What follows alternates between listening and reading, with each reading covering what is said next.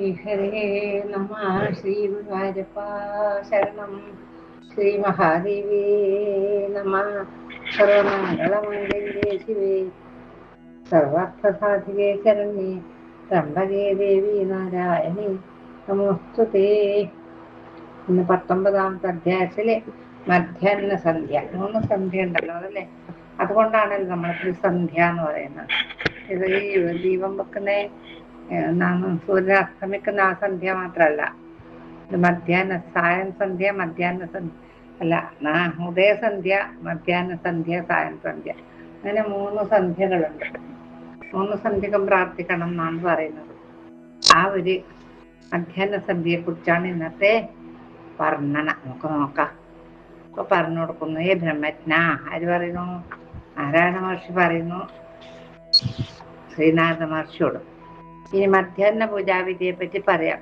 ഈ പൂജ വിദ്യാമണ്ണം അനുഷ്ഠിച്ചാൽ ഉത്തമമായ ഫലം ലഭിക്കും. എന്താ അത്? കൈകളിൽ തൃശൂലം ധരിച്ചവളും വരതയും അഭയഹസ്തയും രുദ്രാക്ഷമാല ധരിച്ചവളും യജുർവേദം ജപിക്കുന്നവളും ഭുവർലോകസ്ഥിരയും ആദിത്യവീതിയിൽ സഞ്ചരിക്കുന്നവളും രുദ്രനെ ഉപാസിക്കുന്നവളും 3 കണ്ണുകളോടുകൂടിയവളും ശുഭ്രവർണ്ണമുള്ളവരും ആളപ്പുറത്ത് സഞ്ചരിക്കുന്നവളുമായ സാവിത്രി ദേവിയെ ഞാൻ നമസ്കരിക്കുന്നു എന്നാണ്. ഇപ്രകാരം ധ്യാനിച്ച് ആചമനാദികൾ ചെയ്യണം. പിന്നീട് അർഘ്യം നൽകി പൂക്കളാൽ അർച്ചിക്കണം ദേവിനെ. പൂക്കളില്ലെങ്കിൽ കൂവളത്തില ഇട്ട ജലത്തില് സൂര്യനെ നോക്കി അർഘ്യം മേലോട്ട് തൂവുക. പ്രാതസന്ധ്യക്ക് ചെയ്ത പോലെ ജപം തൊട്ടെല്ലാം ചെയ്യണം. ചിലർ ഉച്ചക്ക് ഗായത്രി ജപിച്ച് മധ്യാഹ്ന സന്ധ്യയെ വന്ദിക്കുന്നത് കാണാം. അതൊട്ടും ശരിയല്ല. അത് കാര്യങ്ങൾക്ക് വിഘ്നം ഉണ്ടാക്കുകയാണ് ചെയ്യുക. നമ്മളിപ്പം നല്ലതിനു വേണ്ടി ചെയ്യുന്നത് മോശമായിട്ട് കലാശിച്ചെന്ന് പറയുന്നില്ലേ, അതുപോലെ. ആ സമയത്താണ് മന്ദേഹർ എന്ന രാക്ഷസന്മാർ സൂര്യനെ ഭുജിക്കുവാൻ പാഞ്ഞു വരുന്നത്. അതിന് കാരണം ശ്രുതിയിൽ പറഞ്ഞിട്ടുണ്ട്. ആ കാരണം കൊണ്ട് തന്നെ പ്രാതസന്ധ്യയിലും സായം സന്ധ്യയിലും പ്രണവത്തോടുകൂടി ഗായത്രി ജപിച്ച് അർഘ്യം വീഴ്ത്തണം. പൂക്കളില്ലെങ്കിൽ കൂവളത്തിലിട്ട ജലം കൊണ്ട് കൃഷ്ണയേന എന്ന മന്ത്രം ജപിച്ച് അർഘ്യം നൽകണം. അപ്രകാരം ചെയ്താൽ സന്ധ്യ ചെയ്ത ഫലം ലഭിക്കും. ഇനി ഇനി തർപ്പണത്തെ പറ്റി പറയാം. തർപ്പിപ്പൂ ഭൂപുരുഷനെ എന്ന് ചൊല്ലി ഭൂപുരുഷനെ ഞാൻ എപ്പോഴും നമസ്കരിക്കുന്നു. പിന്നീട് യജുർവേദത്തിനും മണ്ഡലത്തിനും ഹിരണ്യഗർഭനും അന്തരാത്മാവിനും സാവിത്രിക്കും വേദമാതാവിനും സന്ധ്യക്കും യുവതിക്കും രുദ്രാണിക്കും നിമൃതിക്കും സംസ്കൃതിക്കും സർവസിദ്ധതയ്ക്കും മന്ത്രാർത്ഥ സിദ്ധതയ്ക്കും തർപ്പണം ചെയ്യണം. ഭൂസ്വ എന്ന് ജപിച്ച് വ്യാഹൃതിയെയും പുരുഷം തർപ്പയാമി എന്ന് ചൊല്ലി പുരുഷനെയും തർപ്പിക്കുക. ഇതാണ് മധ്യാഹ്ന തർപ്പണ വിധി. ദൂത്യം എന്ന് തുടങ്ങുന്ന സൂക്തം കൊണ്ടും പിതൃദേവാനം എന്ന മന്ത്രം കൊണ്ടും സൂര്യോപസ്ഥാനം ഭക്തി ആദരപൂർവ്വം ചെയ്യണം. പിന്നീട് സാധകർ വേണ്ടത് ഗായത്രി ജപിക്കുകയാണ്. ഇനി ജപത്തിന്റെ വിധി പറയാം.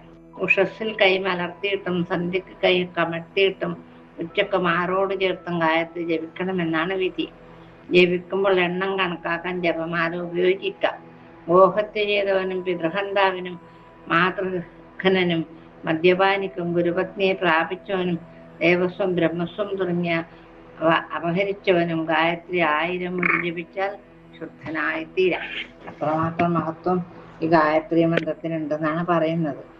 കരങ്ങളെ കൊണ്ട് 3 ജന്മം ചെയ്ത പാപങ്ങളെല്ലാം നശിച്ചു പോകും. ഗായത്രി അറിയാത്തവന്റെ ജന്മം നിഷ്ഫലമാണ്, ഫലമില്ലാത്തതാണെന്ന് പറയുന്നത്. 4 വേദങ്ങളും ചൊല്ലിയതിന്റെ ഫലം ഗായത്രി ജപം കൊണ്ട് ലഭ്യമാകും. അത്രത്തോളം മഹത്വമുണ്ട് ഗായത്രി ജപത്തിന്.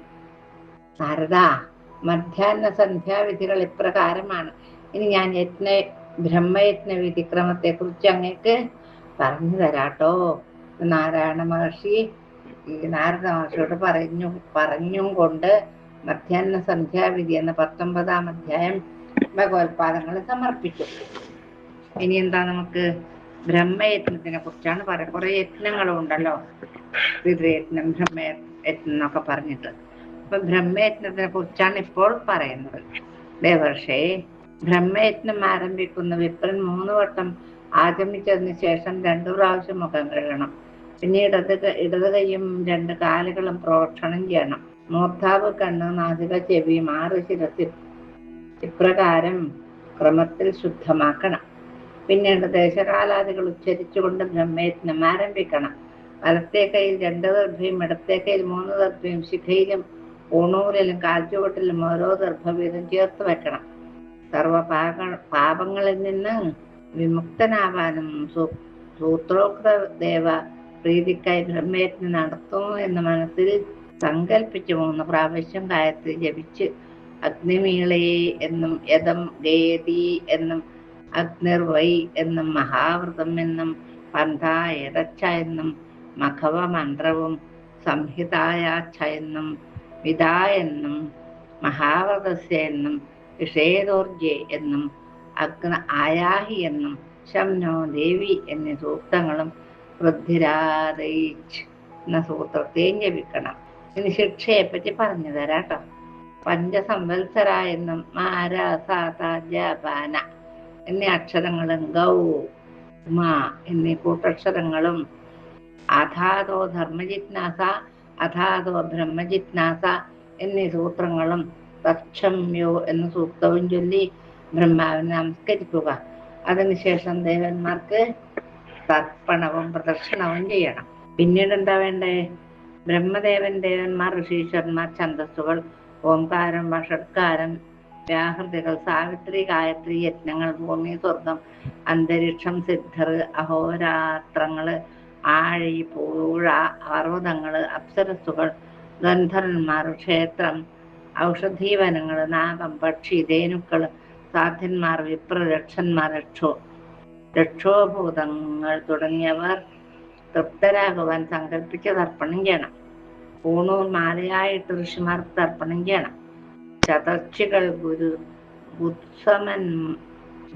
ഗുസ്തമതൻ, മധ്യമന്മാർ, വിശ്വാമിത്രൻ, വാമദേവൻ, ഭരദ്വാജൻ, അത്രി, വസിഷ്ഠൻ, പ്രഗാധൻ, പാപമാനികൻ, ക്ഷുദ്രസൂക്തർ, സനൽകുമാരന്മാർ, കപിലർ, ആഹൂതി, വോഹലി, പഞ്ചശീർഷകൻ, പ്രാചീന വീതിമാർ തുടങ്ങിയവർക്കും തർപ്പണം ചെയ്യണം.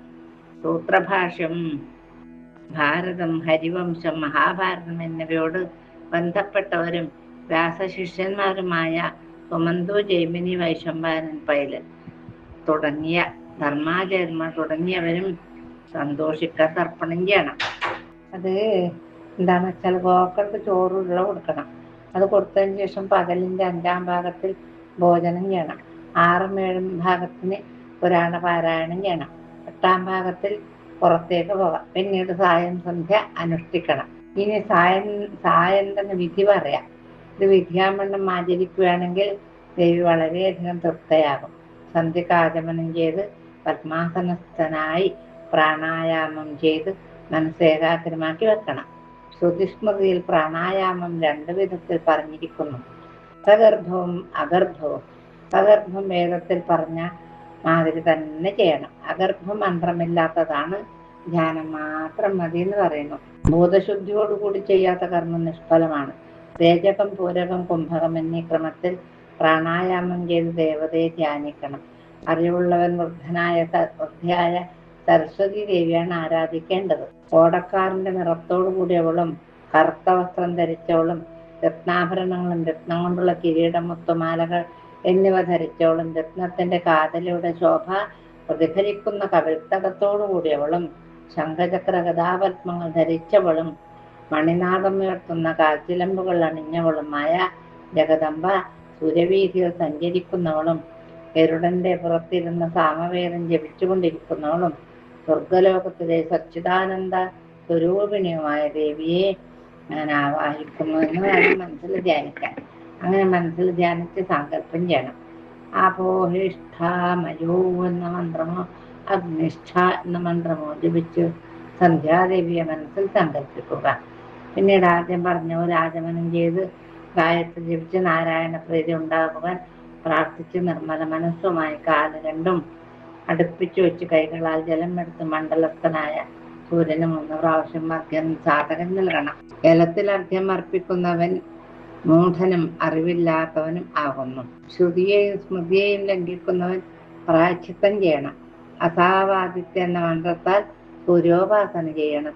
പിന്നീട് ആസനസ്ഥനായി പ്രാതസന്ധ്യയിൽ ചെയ്യും പോലെ ദേവീ ധ്യാനത്തോടുകൂടി 1000മോ അതിൽ പകുതിയോ ഒരു ഗായത്രി ജപിക്കണം. പിന്നെ പ്രാതകാലത്തിൽ ചെയ്ത പോലെ ഉപസ്ഥാനാദികൾ ചെയ്യണം. ഇപ്രകാരമാണ് സായന്തന വിധി അനുഷ്ഠിക്കേണ്ടത്. ഇവിടെ ചെയ്യുന്ന തർപ്പണ മന്ത്രത്തിന് വസിഷ്ഠനാണ് ഋഷി, ഛന്ദസ് സരസ്വതി ദേവിയാണ്, വിഷ്ണുരൂപിണിയായ വാണിയാണ് ദേവത.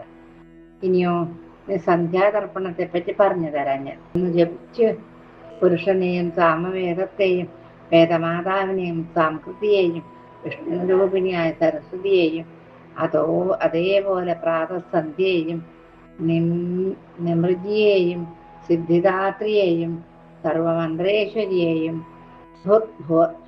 ജപിച്ച് പുരുഷം തർപ്പയാമി എന്ന് ചൊല്ലി ശ്രുതിസമ്മതം ആയ സന്ധ്യാവന്ദനം ചെയ്യാം. പ്രകാരം അനുഷ്ഠിച്ചാൽ ദേവി ഭക്തന്മാരുടെ സർവാഭിഷ്ടങ്ങളും സാധിപ്പിച്ചു തരും എന്നുള്ള ഒരു നമുക്ക് നാളെ നോക്കാം. ഇന്നത്തെ ഭാഗം ഭഗവത്പാദത്തിൽ സമർപ്പിച്ച് കായേന വാചാ മനസേന്ദ്രിയർവാ ബുദ്ധ്യാത്മനാ വാ പ്രകൃതേ സ്വഭാവാത് കരോമി യദ്യൽ സകലം പരസ്മൈ നാരായണായേതി സമർപ്പയാമി.